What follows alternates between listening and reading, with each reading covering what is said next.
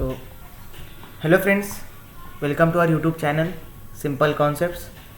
I am your educator Zakwan Sheikh. So today we are starting with a new topic, with the next topic of polity, which is very interesting. अगर आप इसे पूरे interestingly पढ़ोगे, पूरे perfectly आपके दिमाग में बिठा लोगे तो बहुत से कंसेप्ट आपके इसमें सॉर्ट आउट हो सकते हैं, बहुत से डाउट्स आपके इसमें क्लियर हो सकते हैं। बहुत ही इंटरेस्टिंग टॉपिक है, आप ध्यान से ज़रूर पढ़ें। तो हमारा टॉपिक का नाम है फंडामेंटल राइट्स। फंडामेंटल राइट्स में हम आर्टिकल 20, 21, 22, 21A ये देखने वाले हैं आर्टिकल्स। तो क्या क्या है इन आर्टिकल्स पे, एक इन्फॉर्मेशन दी गई है, हम सबके डिटेल इन्फॉर्मेशन देखेंगे एक एक करके। तो आपके कंसेप्ट सब क्लियर कीजिए। अगर आपके कंसेप्ट अगर क्लियर नहीं होते हो तो आप हमें कमेंट कर सकते हैं, हम अगले वीडियो में से सॉर्ट आउट करने की पूरी कोशिश करेंगे, है ना दोस्तों। तो चलिए शुरू करने से पहले अन अकेडमी ने 3 dynamic batches for complete preparation starts 29 जून, जो कि कल से उनका बैचेस नया कोर्स शुरू हो रहा है दोस्तों। That is UPSC CSC 2020-21। इसमें आपको 3 बैचेस मिलेंगे। तो 3 बैचेस कौन से मिलेंगे आपको? Mission UPSC CSC 2021, that is bilingual GS batch course मिलेंगे आपको। और Lakshya UPSC CSC 2021 Hindi GS batch course मिलेंगे, जो कि हिंदी वर्जन आपको मिलेगा इसमें, हिंदी जीएस बैच कोर्स है। और expedition UPSC CSC 2021, that is English GS batch course. अब ये तीनों लैंग्वेज में तीनों जीएस बैच कोर्सेज आपको मिलेंगे। बड़ा ही इकोनॉमिकल है, बहुत ही सस्ते ये कोर्सेस है। तो देखिए आप 24 मंथ्स पे 67% ऑफ कर सकते हैं, 67% ऑफ पा सकते हैं अगर आप सब्सक्राइब करते हैं किन भी कोर्सेज को। तो 24 मंथ आप सब्सक्राइब करते हैं तो 67% ऑफ पा लेंगे, सेव कर सकते हैं 67%। और सबसे मेन चीज़ यूपीएससी वाईटी हमारा प्रोमो कोड यूज़ करके आपको 10% इमीडिएटली डिस्काउंट मिल जाएगा ये अप्लाई करने के बाद। अगर आप अप्लाई करते हैं यूपीएससी वाईटी ये कोर्सेज को तो आपको 10% इमीडिएटली राइट नाउ आपको मिल जाएगा डिस्काउंट। तो ज़रूर यूज़ करिए। अगर कोई दिक्कत होती हो प्रोमो कोड यूज़ करने में तो डिस्क्रिप्शन में आपको एक नंबर दिया गया है, तो उस नंबर पर आप कॉल या व्हाट्सएप कर सकते हो। आपको गाइडलाइन दी जाएंगी तो कैसे यहाँ प्रोमो कोड यूज़ करना है, कैसे सब्सक्राइब करना है और कैसे 10% ऑफ डिस्काउंट लेना है हर एक कोर्सेज पर, है ना दोस्तों। तो यूज़ करिए प्रोमो कोड जल्द से जल्द। और 12 मंथ्स पर आप 54% सेव कर सकते हो, विच इज़ वेरी इकोनॉमिकल। बहुत इकोनॉमिकल ये कोर्सेस है। और 1 साल के लिए, 12 मंथ्स के लिए और 24 मंथ्स के लिए बहुत इकोनॉमिकल कोर्सेस है। ऐसे कोर्सेस आपको कहीं नहीं मिलेंगे। और यूपीएससी वाईटी ये प्रोमो कोड यूज़ करके आपको 10% इमीडिएटली डिस्काउंट मिल जाएगा, है ना। तो गाइडलाइन के लिए आप नंबर यूज़ कर सकते हो, व्हाट्सअप करिए या कॉल करिए, आपके सब हेल्प हम करेंगे। तो कैसे यूज़ करना है, कैसे गाइडलाइन देना है, हम सबको आपको कंसेप्ट क्लियर करेंगे, नो डाउट अबाउट इट। तो चलिए शुरू करते हैं दोस्तों। आर्टिकल 21। अब आर्टिकल 21 डिस्कस करने से पहले, ये फंडामेंटल राइट्स डिस्कस करने से पहले हम प्रीवियस वीडियो में क्या लिए, प्रीवियस वीडियो में किस टॉपिक को हमने डिस्कस किया, प्रीवियस वीडियो में किस टॉपिक का हमने डिटेल इन्फॉर्मेशन देखी, डिटेल क्लासिफिकेशंस हमने क्या देखे, तो हम पहले वो डिस्कस करेंगे, जिसकी वजह से आपका भी थोड़ा रिवाइज हो जाएगा। तो प्रीवियस वीडियो में हमने freedom of speech and expressions, that is article 19 के सब ग्रुप्स देखे, क्या राइट्स है आर्टिकल 19 में, that is ABCDEFG, that is freedom of speech and expression, freedom of association, freedom of profession, freedom of residence, freedom of movement, ये सब हमने देखे। तो क्या क्या है इनमें राइट्स दिए गए हैं इंडियन सिटीजन्स को, not only all the persons, जो कि इंडियन सिटीजन जो है उनके लिए ये एक्ट है, ये राइट्स उनको दिए गए हैं। दैट इज इंडियन सिटीजन्स को कौन से राइट्स दिए गए हैं, किस टॉपिक में, फ्रीडम ऑफ स्पीच में क्या दिया गया है, फ्रीडम ऑफ एसोसिएशन में क्या दिया गया है। ऐसे हमने बहुत से टॉपिक डिस्कस करें, हमने बहुत से टॉपिक की डिटेल इन्फॉर्मेशन देखी। अगर आपके कंसेप्ट्स क्लियर नहीं होते हो उसमें तो आप हमें कमेंट्स ज़रूर कीजिए। हम आपके सॉर्ट आउट करने की हर एक मुश्किल, हर एक प्रॉब्लम सॉर्ट आउट करने की पूरी कोशिश करेंगे। और आपका स्कोर कैसे बड़ा हो हम उस पर ध्यान देंगे, हम उस पर कोशिश करेंगे, उस पर काम करेंगे। हमारा पूरा कोर्सेज जो है पॉलिटी का, तो हम इसी पर ध्यान देंगे। आपके कंसेप्ट्स कौन से क्लियर नहीं होते हो, अगर हमारे कंसेप्ट्स क्लियर नहीं होते हो तो हम कंसेप्ट क्लियर करने की पूरी कोशिश करेंगे, जिसकी वजह से आपका स्कोर बढ़ेगा। और हम कनेक्टिविटी से सीखेंगे। ये जो इंडियन कॉन्स्टिट्यूशन है, दैट इज़ ब्रॉड बुक है, जो जिसे कहते हैं ब्रॉड है इंडियन कॉन्स्टिट्यूशन। तो इसे कनेक्टिविटी से कैसे पढ़ना है, किस स्ट्रेटेजी से हमें पढ़ना है, हम वो स्ट्रेटेजी देखेंगे। तो चलिए शुरू करते हैं आर्टिकल 21। पहले मैंने आर्टिकल 21 क्यों लिया मैं आपको बाद में बोलता हूँ। तो आर्टिकल 21 बहुत इंपॉर्टेंट आर्टिकल है। वैसे अगर मैं बोलूँ तो वैसे बोलना तो मुश्किल होगा। सब फंडामेंटल राइट्स इंडियन सिटीजन्स को दिए गए हैं, not only the person, not all the persons but also the Indian citizens को सब फंडामेंटल राइट्स दिए गए। बट आर्टिकल 22 ये अपने आप में बहुत इंपॉर्टेंट आर्टिकल है। अगर आप इसे पूरे अटेंशन से पढ़ोगे, पूरे परफेक्टली आपके दिमाग में बिठा लोगे, पूरे परफेक्टली आप इसमें घुल जाओगे, पूरा मिल जाओगे, तो आपको बहुत ही कंसेप्ट इसमें क्लियर होंगे। और बहुत से क्वेश्चंस इसमें आते हैं prelims as well as mains में, बहुत से क्वेश्चंस इसमें आते हैं इसके टॉपिक के ऊपर आते हैं। That is article 20, article 21, article 22, article 21A। इसमें बहुत से क्वेश्चंस आपको आएंगे प्रीलिम्स और मेंस एग्जामिनेशन में। तो आपको पूरे अटेंशन से पढ़ना है और कंसेप्ट क्लियर करना है। अगर कंसेप्ट क्लियर नहीं होते हो तो आप कमेंट ज़रूर कीजिए, हम आपके कंसेप्ट क्लियर करने की अगली वीडियो में पूरी कोशिश करेंगे, है ना दोस्तों। आपका स्कोर कैसे बढ़ा उस पर हम ध्यान देंगे। तो चलिए शुरू करते हैं आर्टिकल 21। तो no person shall be deprived of his life and personal liberty. ये तो पहला ही सेंटेंस आर्टिकल 21 का विच इज़ वेरी इंपॉर्टेंट। अब आर्टिकल 21 जो है बेस है, जो स्टेम बोलते हैं, समझो एक आपका ट्री है, उसका स्टेम का बेस जिसे बोलते हैं रूट्स, दैट्स कॉल्ड आर्टिकल 21। अब आर्टिकल 20, आर्टिकल 22, आर्टिकल 21A, ये सब में ये आर्टिकल 21 सब समझो किंग, आप समझ सकते हो, समझो किंग है, ये बेस है सबका। तो आपको आर्टिकल 21 में 22, 20 और 21A इसके ज़रिए समझाऊंगा, आपके सब कंसेप्ट क्लियर हो जाएंगे आर्टिकल 21 के। तो आर्टिकल 21 क्या है, क्यों इसे बेस माना जाता है, क्यों इतना इंपॉर्टेंट आर्टिकल ये है, तो हम चलिए देखते हैं। No person shall be deprived of his life and personal liberty. No person, ऐसा कौन सा ही पर्सन नहीं होना चाहिए, there is no incrimination of his life and personal liberty, जिसके ऊपर उसकी पर्सनल लिबर्टी भी उससे छीनी नहीं जानी चाहिए, उसकी लाइफ भी उससे छीनी नहीं जानी चाहिए, और उस पर नो इंक्रिमेशन होना चाहिए, है ना। जो आप करते हैं तो no incrimination, no self incrimination नहीं होना चाहिए। That's called no person shall be deprived of his life and personal liberty. अब ये पर्सनल लिबर्टी क्या है, इसमें लाइफ क्यों ऐड किया गया, क्यों इंक्लूड किया गया ऐसे वर्ड्स, तो मैं अगले जैसा मैं पढ़ाऊंगा आपको, जैसे जैसे मैं आगे जाऊँगा वैसे वैसे आपके सब कंसेप्ट आर्टिकल 20 के क्लियर हो जाएंगे, है ना दोस्तों। तो चलिए except no person shall be deprived but exception दिया गया है यहाँ पर, procedure establish by the law. ये बहुत इंपॉर्टेंट सेंटेंस है, बहुत इंपॉर्टेंट वर्ड है, that is procedure establish by the law. क्या प्रोसीजर आपको इस्टेब्लिश करने हैं, क्या प्रोसीजर आपको फॉलो करने हैं, कुछ लॉ, कुछ गाइडेंस, दैट इज गाइडेंस। आप आर्टिकल 20 को गाइडेंस भी कह सकते हैं बाकी के आर्टिकल्स का, दैट इज आर्टिकल 20 का, आर्टिकल 22 का, आर्टिकल 21 का और आर्टिकल 21A का ये गाइडेंस भी आप कह सकते हैं, क्योंकि ये बहुत ही इंपॉर्टेंट आर्टिकल है, बहुत ही बेस्ड ये आर्टिकल है। Except procedure establish by the law. Procedure establish by the law क्या है, क्यों इसे पर्सनल लिबर्टी दिया गया है, क्यों या क्या है इसमें, लाइफ में क्या है, तो चलिए हम आगे पढ़ेंगे, आपके सब कंसेप्ट क्लियर हो जाएंगे, नो डाउट अबाउट इट। तो चलिए article 21, we will back first article 21। तो आर्टिकल 21 में क्या है, ये बहुत ही अपने आप में बहुत ही इंपॉर्टेंट आर्टिकल है, बहुत ही इंपॉर्टेंट आर्टिकल ये है। अब जो आर्टिकल है आर्टिकल 20 डील्स विथ कन्विक्शन। जो आर्टिकल 20 है it is main important, it is deals with the conviction. What is mean by conviction, क्या होता है कन्विक्शन, क्या मीनिंग है कन्विक्शन का। अब कन्विक्शन मीन किसी भी लॉ या किसी भी लीगल प्रोसीजर का एंड रिजल्ट होता है।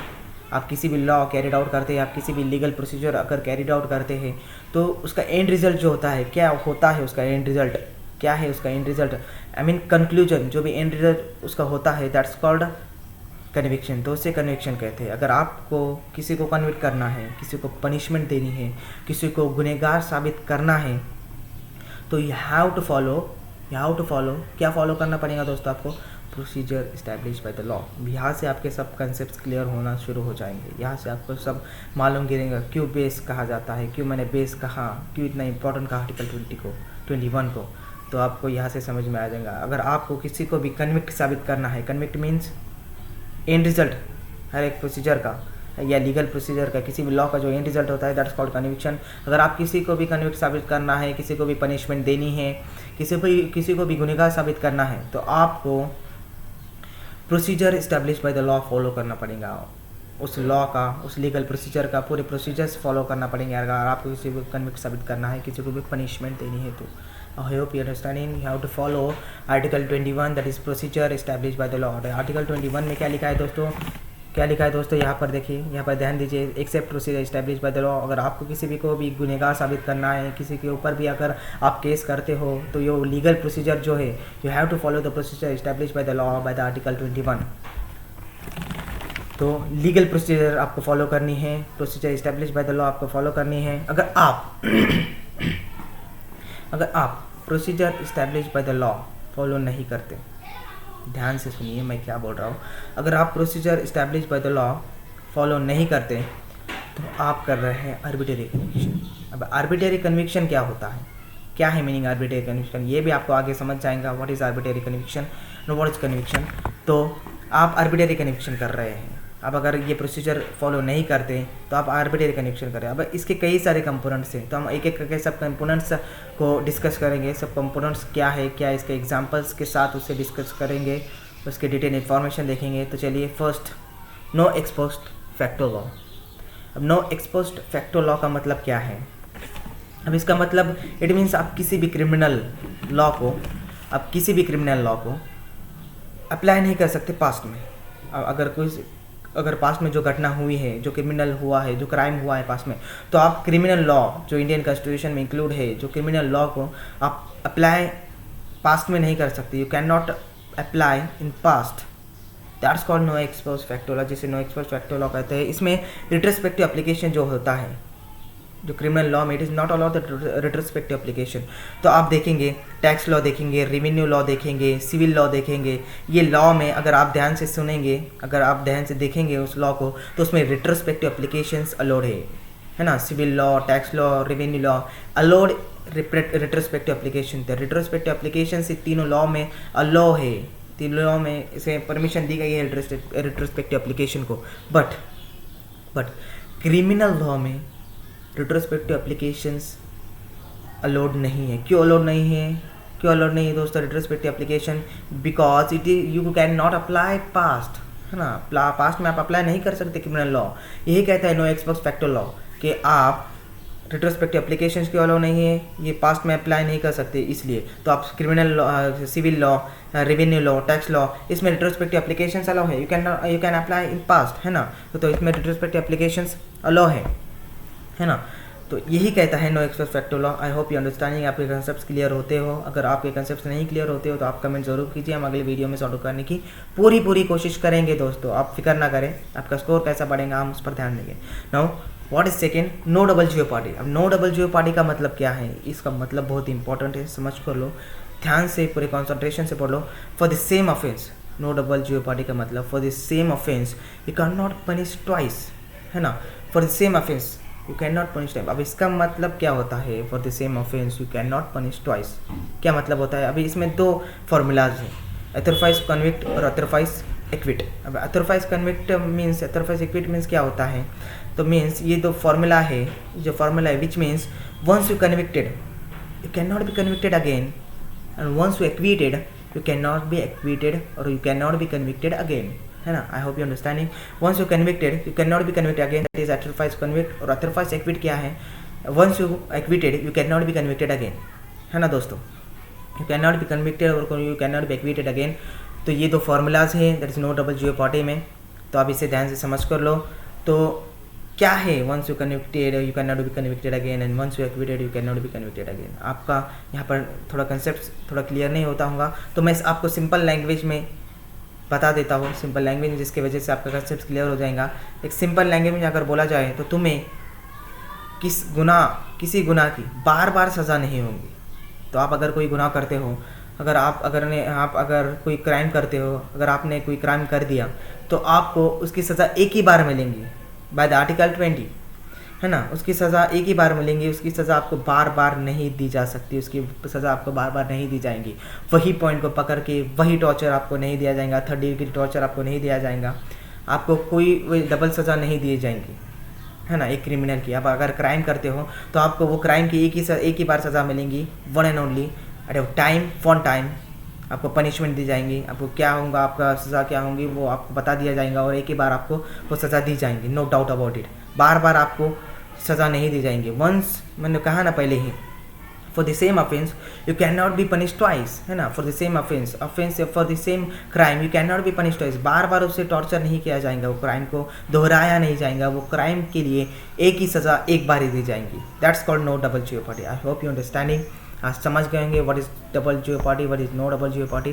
तो no double jeopardy is allowed in by the article 20। आप सेम ऑफेंस के लिए, सेम क्रिमिनल क्राइम के लिए बार बार आप उसका गुनाह नहीं सह सकते, आप उसकी सज़ा नहीं सह सकते, आपको एक ही बार उसे सॉर्ट आउट करना है। अगर एक भी बार आपने क्राइम किया तो आपको एक ही बार उसकी सज़ा दी जाएगी। That's called no double jeopardy. I hope you understanding. Now no self incrimination. अब नो सेल्फ इंक्रिमिनेशन क्या होता है? अब एक कंसेप्ट आया यूएसए, यूनाइटेड स्टेट्स से ये कंसेप्ट हमने लिया, that is no self incrimination. तो नो सेल्फ इंक्रिमिनेशन ये यूनाइटेड स्टेट्स के कॉन्स्टिट्यूशन में लिखा हुआ है। तो क्या है नो सेल्फ इंक्रिमिनेशन? तो no self incrimination is nothing but right to remain silence, है ना। तो राइट टू रिमेन साइलेंस कैसे, क्या है right to remain silence? Means the no self incrimination is not allowed. अब मैं आपको समझा देना चाहता हूँ, यहाँ पर एक एग्जांपल देता हूँ जिसकी वजह से आपके सब कंसेप्ट क्लियर हो जाएंगे। अगर आप एक क्राइम करते हो, एक गुनाह करते हो, है ना, तो आपने पुलिस को बोल दिया, है ना, पुलिस को बोल दिया कि मैंने ये गुनाह नहीं किया है। तो पुलिस क्या कहेंगे आपको इसके बाद? तो आप जो बोलेंगे वो तो नहीं बोला जा सकता, आप ना बोलिए तो बेहतर है। बट आप जो बोलेंगे वो वर्ड कहाँ यूज होंगे? हाई कोर्ट में या सुप्रीम कोर्ट में, वो कोर्ट में यूज हो सकते हैं, है ना। द वर्ड यू से कैन यूज इन कोर्ट, है ना, वो आप कोर्ट में यूज हो सकते हैं। बट क्यों कोर्ट में यूज हो सकते हैं? दैट इज व्हाई ये कोर्ट में यूज, काय के लिए कोर्ट में यूज हो सकते हैं, है ना। It extends only to criminal proceeding, है ना, it extends only to criminal proceeding not civil proceeding. ये बहुत इंपॉर्टेंट जो वर्ड है मैंने आपको बोल दिया, it extends only to criminal proceeding. Criminal proceeding के लिए आपके ये वर्ड है वो ध्यान में रखे दिए जाएंगे कोर्ट में, not for the civil proceeding. ये आप ध्यान में रखिए, not for the civil proceeding. अगर आप कोई कहते हैं कोई काम करते हो, तो आप कोई गुनाह करते हो, तो आपने बोला कि मैं ये गुनाह नहीं किया, तो that is no self incrimination is allowed, है ना। ये कंसेप्ट हमने यूएस से लिया है, तो ये सेल्फ इंक्रिमिनेशन हो गया ना। तो आप खुद के लिए बोल रहे हो ना, खुद के लिए मैंने ये गुनाह किया, तो आपको समझो गुनाह की मंजूरी भी देते हो, तो ये नो सेल्फ इंक्रिमिनेशन हुआ, है ना। तो ये आप जो बोलते हो वो कोर्ट में यूज किया जा सकता है, बट आप ना बोले तो ही बेहतर है। ये कहता है no self incrimination. I hope you understanding दो कि it extends only to criminal proceeding not for the civil proceeding. तो क्रिमिनल प्रोसीडिंग के लिए जो procedure establish by the law के लिए ये आपके जो शब्द जो आपने बोले हैं वो फॉलो किए जा सकते हैं कोर्ट में, not for the civil proceeding, civil proceeding के लिए नहीं। That's called no self incrimination. तो ये no self incrimination it is not allowed in Indian constitution also and in also US constitution. It is a concept of United States, US, ये America का concept है। ये ध्यान में रखो, ये कहीं पर लिख के लो, आप नोट्स बनाओ खुद के। वैसे तो आपको टेलीग्राम ग्रुप पर सब मिल जाएगा, है ना। टेलीग्राम आप हमारा चैनल ज्वाइन करिए, उस पर आपको सब मिल जाएगा। That is PPT, PDF, handwritten notes, आपको सब मिल जाएगा, नो डाउट अबाउट इट। आपके एनालिसिस ऑफ पॉलिटी, क्या पॉलिटी के प्रीलिम्स में और मेंस में क्या क्वेश्चंस आए हैं, आपको सब मिल जाएंगे, नो डाउट अबाउट इट। आप ध्यान से पढ़ाई करिए, बहुत पढ़ाई करिए, जिसकी वजह से आपका स्कोर बड़ा होगा, स्कोर बढ़ेगा आपका, उस पर ध्यान दीजिए। और हम तो आपका स्कोर बढ़ाएंगे ही, नो डाउट अबाउट इट। हम पूरी मेहनत करेंगे। तो आप समझ गए दोस्तों नो सेल्फ इंक्रिमिनेशन क्या है ना। इट्स आपके जो शब्द आपने बोले हैं पकड़ अरेस्ट करते वक्त, तो आपके शब्द वो या गृहित लिए जा सकते हैं कोर्ट में, but it is only extend for criminal proceeding, not only for civil proceeding, है ना। तो क्रिमिनल प्रोसीडिंग के लिए वो लिए जा सकते हैं, not for the civil proceeding. ये ध्यान में रखो। अगर आप इसमें एक भी चीज़, एक भी स्टेप अगर भूल जाते हो, अगर मिस कर जाते हो, तो आप क्या कर रहे हो? आर्बिट्रेरी कन्विक्शन कर रहे हो। आई होप यू अंडरस्टैंडिंग।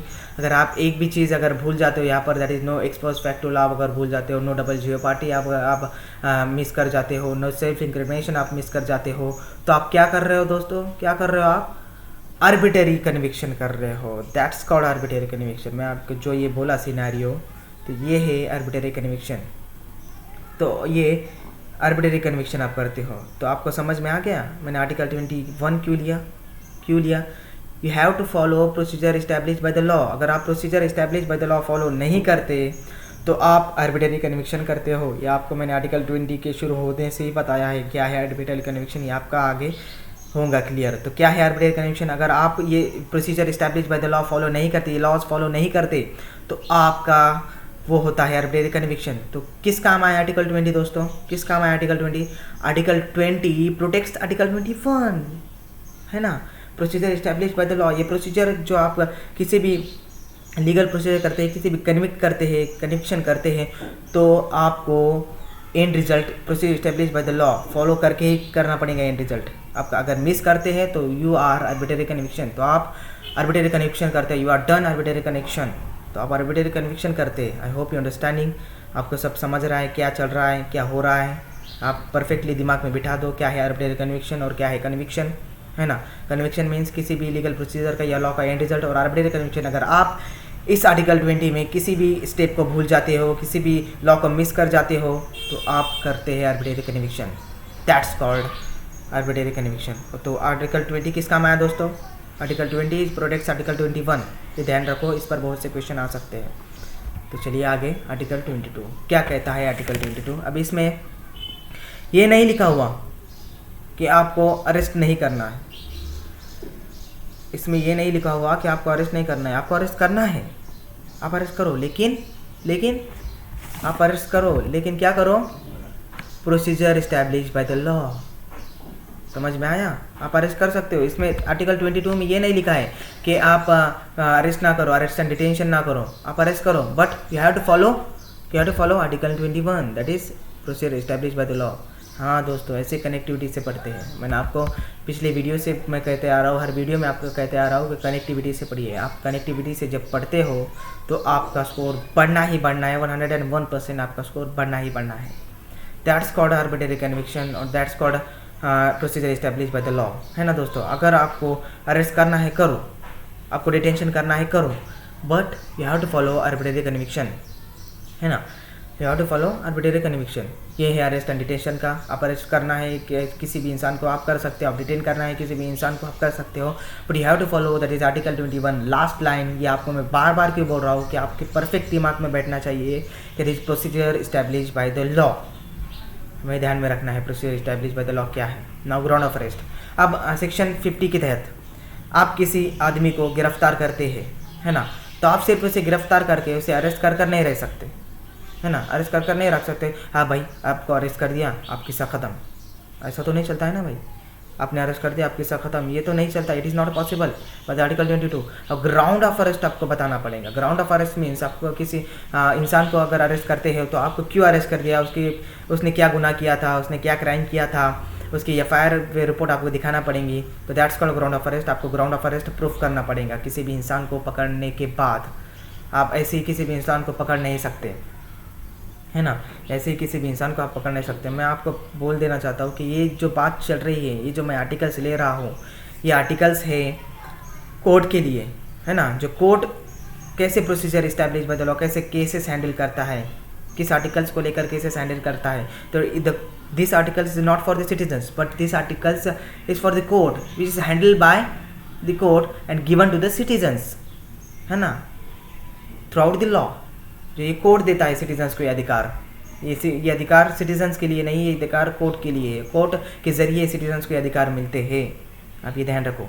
तो ग्राउंड ऑफ अरेस्ट आपको बताना पड़ेगा। तो आपको किसके लिए आपने उस आदमी को अरेस्ट किया, क्या गुनाह था उसका, क्या क्राइम था उसका, क्या पनिशमेंट दी जाएंगी उसको, और क्यों आपने उसको अरेस्ट किया, ये मेन बात, क्यों आपने उसको अरेस्ट किया, ये ग्राउंड ऑफ अरेस्ट आपको प्रूफ करना पड़ेगा। That's called ground of arrest. I hope you understanding now.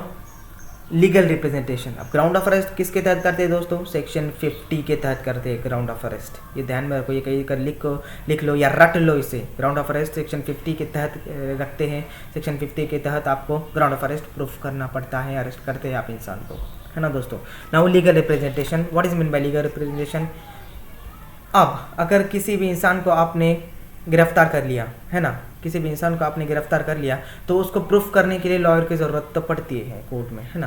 तो you have to right to have a lawyer, तो आपको खुद का लॉयर हायर करने की पूरी छूट दी गई है, पूरा अधिकार दिया गया है बाय द आर्टिकल 22। आर्टिकल 22 के तहत आपको लॉयर आप रख सकते हो। अगर आपने कोई क्राइम किया है आप लॉयर रख सकते हो खुद का, है ना दोस्तों, लॉयर रख सकते हो आप खुद का। तो आपको ये राइट्स दिया गया है, ये अधिकार दिया गया है बाय द आर्टिकल 22। अगर मेन बात, अगर आप लॉयर के लिए आपके पास पैसे नहीं हैं, आप हायर नहीं कर सकते लॉयर, आपके पास इनकम नहीं है, आप गरीब हो, है ना, आप पुअर हो, आपके पास इनकम नहीं है, तो the state gives you free lawyer bye the article 22। ये भी आर्टिकल 22 में दिया गया है। ध्यान से सुनो दोस्तों, अगर आपको प्रूफ करने के लिए लॉयर नहीं है कोर्ट में, अगर आप लॉयर हायर नहीं कर सकते, आपके पास इतना पैसा नहीं है, तो state gives you free lawyer bye the article 22। Article 22 के तहत स्टेट आपको फ्री लॉयर देगा। ध्यान में रखिए, सब समझिए कि आर्टिकल 22 के तहत आपको स्टेट सब लॉयर देगा। That's called free lawyer. Free of cost आपको लॉयर मिल सकता है। आप खुद को प्रूफ कर सकते हो कोर्ट में, खुद को बेगुनाह साबित कर सकते हो या गुनाह साबित कर सकते हो। आपको स्टेट फ्री लॉयर देगा by the legal representation and bye the article under article 22। Article 22 के तहत आपको स्टेट फ्री लॉयर देगा। अगर आपके पास इनकम नहीं है, आपके पास पैसा नहीं है, लॉयर आप परचेस नहीं कर सकते, हायर नहीं कर सकते, इसलिए इसके ऊपर आपको क्वेश्चन आ सकता है ना।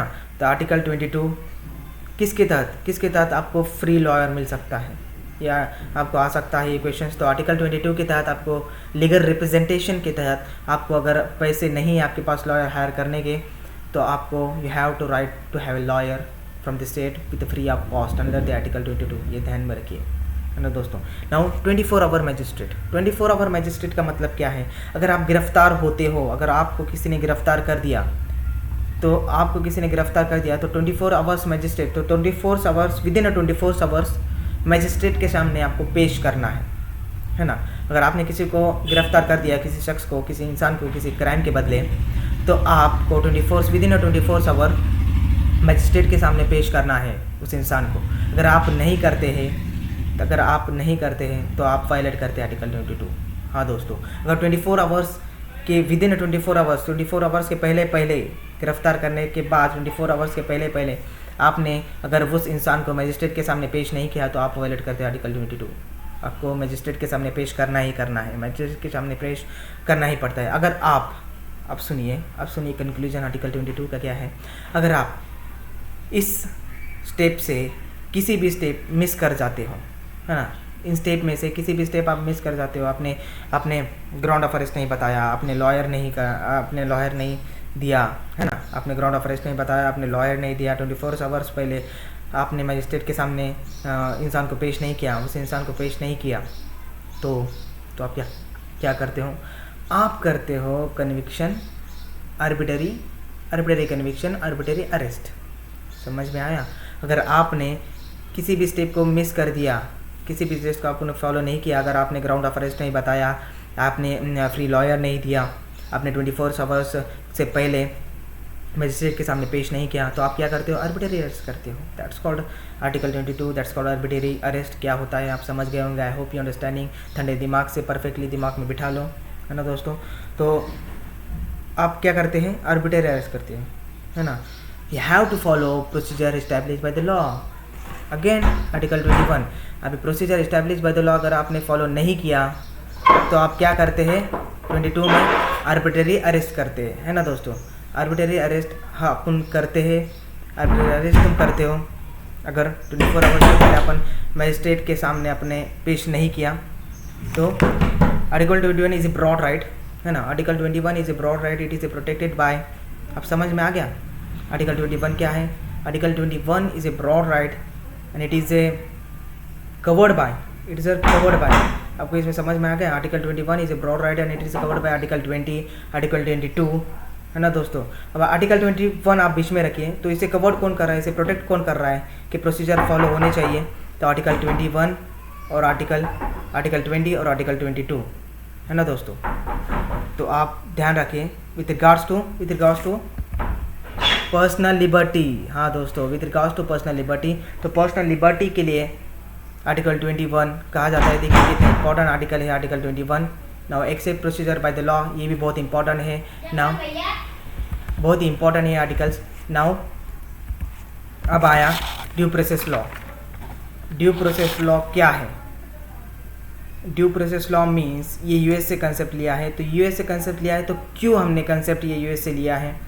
क्या ये रीज़न है यूएस से कंसेप्ट लेने का? तो क्या है हमने यूएस से ये कंसेप्ट लिया, बट ड्यू प्रोसेस लॉ क्या है? ड्यू प्रोसेस लॉ क्या है? यहाँ पर अगर आपने यूएस से कंसेप्ट लिया तो हमने ये ड्यू प्रोसेस लॉ कहाँ ये ड्यू प्रोसेस लॉ हमने यूज़ किया, क्यों यूज़ किया, तो मैं आपको बताता हूँ। ये कंसेप्ट यूएस का, यूनाइटेड स्टेट्स का ये कंसेप्ट, यूनाइटेड स्टेट्स के कंसेप्ट ने ये कॉन्स्टिट्यूशन में लिखा हुआ है। क्या है ड्यू प्रोसेस लॉ, क्या होता है ड्यू प्रोसेस लॉ। नाउ क्यों, कैसे यूज़ किया हमने, किस टाइम यूज़ किया, किस सिचुएशन में हमने यूज़ किया ये ड्यू प्रोसेस लॉ, तो चलिए देखते हैं। Now Maneka Gandhi case 1978। Maneka Gandhi case 1978 क्या कहता है? क्या 2 मेजर कंट्रीब्यूशन दिए गए हैं मनिका गांधी केस में। तो क्या है मनिका गांधी केस 1978, क्या हुआ है मनिका गांधी केस 1978 में। तो मनिका गांधी मैडम का पासपोर्ट सीज किया गया, है ना। तो पासपोर्ट सीज किया गया, तो सीज किया गया, बट पासपोर्ट सीज करने का रीज़न बताया नहीं गया कि क्यों पासपोर्ट सीज किया गया मनिका गांधी मैडम का, है ना। तो मामला गया सुप्रीम कोर्ट में। तो सुप्रीम कोर्ट ने बोला कि procedure establish by the law तो फॉलो हो चुका है, आर्टिकल 21 तो फॉलो हो चुका है, बट हमको क्या रीज़न मालूम नहीं गिरा, हमने पासपोर्ट क्यों सीज किया ये रीज़न हमें अभी तक मालूम नहीं गिरा। तो सुप्रीम कोर्ट ने क्लैरिफाई कर दिया कि ये जो पासपोर्ट एक्ट के तहत आपने मनिका गांधी जी का पासपोर्ट सीज किया, तो ये पासपोर्ट एक्ट ही अनफेयर है। ये पासपोर्ट एक्ट फिर बाद में अबॉलिश किया गया, तो पासपोर्ट एक्ट ही अनफेयर है। Therefore the first time ever supreme court ने ड्यू प्रोसेस लॉ अप्लाई किया। हाँ दोस्तों, तो मैंने ड्यू प्रोसेस लॉ का पहला पॉइंट क्यों बताया आपको, ये यूएस का कंसेप्ट है। तो ड्यू प्रोसेस लॉ अप्लाई किया। तो वैसे तो हमारे इंडियन कॉन्स्टिट्यूशन में procedure establish by the law तो ब्रिटेन कंसेप्ट ही यूज़ करते हैं, बट अभी प्रेजेंट में हम 2 कंसेप्ट को यूज़ करते हैं, due process law that is US concept को भी यूज़ करते हैं, और procedure establish by the law ये ब्रिटेन कंसेप्ट को भी यूज़ करते हैं। आई होप यू अंडरस्टैंडिंग, आप समझ रहे होंगे। आप procedure establish by the law से भी ध्यान रखिए, बट ड्यू प्रोसेस लॉ भी प्रेजेंट में हमने यूज़ किया है, हम यूज़ करते हैं। तो ड्यू प्रोसेस लॉ का कंसेप्ट है दोस्तों, यूनाइटेड स्टेट्स का कंसेप्ट है ड्यू प्रोसेस लॉ, है ना दोस्तों। Now you have to follow procedure establish by the law. Now article 21, है ना, तो क्लैरिफाई कर दिया ड्यू प्रोसेस लॉ के तहत सुप्रीम कोर्ट ने कि आर्टिकल 21 को मजाक मत बनाओ यार। आर्टिकल 21 ये मजाक नहीं है, it is the best of all the articles, है ना, जो कि कोर्ट में जो होता है, it is best of all the articles, that is article 21। Article 21 का मजाक मत बनाओ, तो इसीलिए ड्यू प्रोसेस लॉ कर दिया। तो ड्यू प्रोसेस लॉ हमने यूज़ किया सुप्रीम कोर्ट में, that is by through the Manika Gandhi case 1978। ये है Manika Gandhi case. I hope you understanding क्यों पासपोर्ट सीज किया गया, भाई पासपोर्ट एक्ट क्यों अनफेयर किया गया पासपोर्ट एक्ट को, और फिर क्या सुप्रीम कोर्ट ने क्लैरिफाई किया, और क्यों मजाक नहीं बनाया गया आर्टिकल 21 का। आर्टिकल 21 को मजाक न बनाओ, ऐसा कहा सुप्रीम कोर्ट ने by the through the due process law, that is US concept. I hope you understanding. तो article 21 is not only personal liberty. मैं फिर से आर्टिकल 21 आपको दिखाता हूँ। It is not only the personal liberty, it is not only the procedure establish by the law, but it is a life. ये ध्यान रखिए, है ना दोस्तों, but it is a life. It is not only the personal liberty, it is not only the procedure establish by the law, but is also it is a life, है ना दोस्तों। तो यही कहता है मनिका गांधी केस। तो मनिका गांधी केस 1978 ने 2 major contribution दिए, that is due process law, है ना, due process law that is US concept, ये मेजर कंट्रीब्यूशन दिए इंडियन कॉन्स्टिट्यूशन को, और बाद में चॉइस एंड डिग्निटी। अब चॉइस एंड डिग्निटी क्या होता है, आप खुद के चॉइस से, खुद के डिग्निटी से आप जो चाहे वो कर सकते हो, अधिकार आप कर सकते हो, दैट्स कॉल्ड। ये मनिका गांधी केस ने 2 मेजर कंट्रीब्यूशन दिए, that is the due process law and choice and dignity. I hope you understanding, I hope आप समझ गए होंगे। अगर आपके कोई भी कंसेप्ट यहाँ पर क्लियर नहीं होते हो, अगर आपके कोई भी कंसेप्ट, कोई भी डाउट, आपका कुछ कन्फ्यूजन होता हो, तो आप कमेंट कीजिए, हम आपके अगले वीडियो में आपके सवाल के सब जवाब देंगे, है ना। आपका स्कोर कैसे बढ़ा हो, हम उस पर ध्यान देंगे। तो क्या 2 मेजर कंट्रीब्यूशन दिए दोस्तों मनिका गांधी केस ने। मनिका गांधी केस ने एक बार ड्यू प्रोसेस लॉ दिया और चॉइस एंड डिग्निटी दिया इन 1978, है ना दोस्तों। तो चलिए आगे बढ़ते हैं। आगे नाउ आर्टिकल 21A। अब आर्टिकल 21A क्या है, बहुत ही इंपॉर्टेंट आर्टिकल है। इसे आर्टिकल 21A क्यों क्या गया है, आर्टिकल 22 के बाद तो आर्टिकल 23 होना चाहिए ना दोस्तों।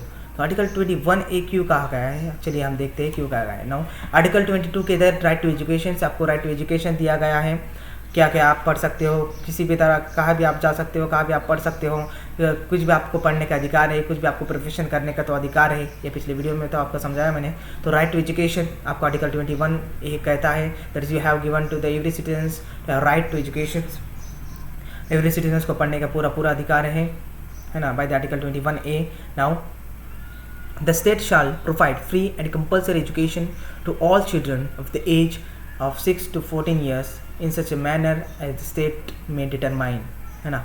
आप सब पर्सन को, अब जब देखते हो तो सब पर्सन को प्रोवाइड, सब चिल्ड्रंस को आर्टिकल 21A के तहत फ्री एजुकेशन दिया जाता है 6 to 14 ईयर्स। ये बड़ा ही बोल्ड स्टेप उठाया था हमने, बहुत ही अच्छा स्टेप है। तो 6 to 14 ईयर्स जो भी बच्चा है, इंडियन सिटीजन्स जो इंडिया में रहता है, इंडियन सिटीजन्स जो भी है, तो उसे 6 to 14 years free of cost education दिया जाएगा। है ना दोस्तों, फ्री ऑफ कॉस्ट एजुकेशन दिया जाएगा फॉर 6 to 14 ईयर्स में इन सच ए मैनर द स्टेट में डिटरमाइन, है ना, द स्टेट में determine in such a manner. तो आपको 6 to 14 ईयर्स पूरा फ्री ऑफ कॉस्ट एजुकेशन दिया जाएगा बाय द आर्टिकल 21A। बहुत इंपॉर्टेंट आर्टिकल है, आप इसे समझ कर लो। Now 86 constitution amendment act 2002। No क्या कहता है 86 constitution amendment act 2002? No 86 constitution amendment act pass किया गया 2002 में। तो हमने first time ever right to education को fundamental right, as a fundamental right announce कर दिया by the article 86 constitution amendment act 2002 में। जब पास किया गया तो राइट टू एजुकेशन हमने किस में डाल दिया दोस्तों? फंडामेंटल एक्ट में डाल दिया right to education. I hope you understanding. तो राइट टू एजुकेशन हमने फंडामेंटल एक्ट में डाल दिया गया। तो हमने अनाउंस किया गया 86 कॉन्स्टिट्यूशन अमेंडमेंट एक्ट जब पास हुआ 2002 में, तो हमने बोला कि right to education is a fundamental right. दोस्तों 6 to 14 ईयर्स के बच्चों को आप फ्री एजुकेशन देते हो, आपको राइट टू, आपको जो करना है, कैसा भी पढ़ना है, किस साइड में जाना है, किस डेप्थ में जाना है, किस रीजन में जाना है, आप किस रीजन में भी जाकर पढ़ सकते हो, है ना दोस्तों। किसी भी सेक्शन में जाकर आप पढ़ सकते हो, किसी भी प्रोफेशन को आप पढ़कर यूज़ कर सकते हो, आप प्रोफेशन कर सकते हो, है ना दोस्तों। नाउ 86 कॉन्स्टिट्यूशन अमेंडमेंट एक्ट 2002 पास किया गया, और इस 2002 पास किया गया तो इसमें क्या दिया गया दोस्तों, क्या कहा गया दोस्तों? That is article 21A, that is right to education is a fundamental right, है ना। अब इसे आर्टिकल 21A क्यों कहा गया? मैं आपको बोला ना आर्टिकल 21A क्यों कहा। अब ये नीचे किसके हैं? आर्टिकल 21 के, दैट्स कॉल्ड आर्टिकल 21A, है ना। तो इसे दिया गया नाम आर्टिकल 21A। तो इससे किसे डिराइव करता है article 21? That is it is derived article 21A, है ना, it derived from article 21A, है ना। तो आर्टिकल 21A किससे डिराइव करता है दोस्तों? That is derived from article 21, है ना। कैसे डिराइव होता है article 21A? Derive from article 21, because इसके नीचे ही लिखा है that is right to education, it's a fundamental right, है ना। तो फंडामेंटल राइट दिया गया है।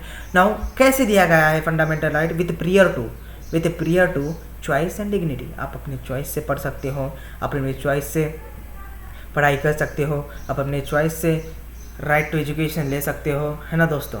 6 to 14 ईयर्स के बच्चों को कंपलसरी किसी भी रिलीजन का रहने दो, किसी भी स्टेट का रहने दो, 6 to 14 year is a free of education से दिया गया है बाय आर्टिकल 21A। तो ये पूरा सिनारियो था आर्टिकल 20 का, आर्टिकल 21 का, आर्टिकल 22 का और आर्टिकल 21A। तो क्यों इतना इम्पॉर्टेंट है आर्टिकल 21A? मैं आपको बोला ना, ये स्टेम है, ये रूट है ना, किसी भी ट्री का। ये सब आर्टिकल्स का आर्टिकल 21 रूट है। तो आर्टिकल 21A काय से डिराइव होता है? फ्रॉम द आर्टिकल 21, है ना। तो कौन से किस आर्टिकल प्रोटेक्ट करता है आर्टिकल 21 को? Article 20 protects article 21, article 22 protects article 21, and also article 21A derived from article 21। ये ध्यान रखिए दोस्तों। अगर आपके किसी भी कंसेप्ट इसमें क्लियर नहीं होते हो तो आप कमेंट कीजिए, हम आपके सब कंसेप्ट सॉर्ट आउट करने की पूरी कोशिश करेंगे।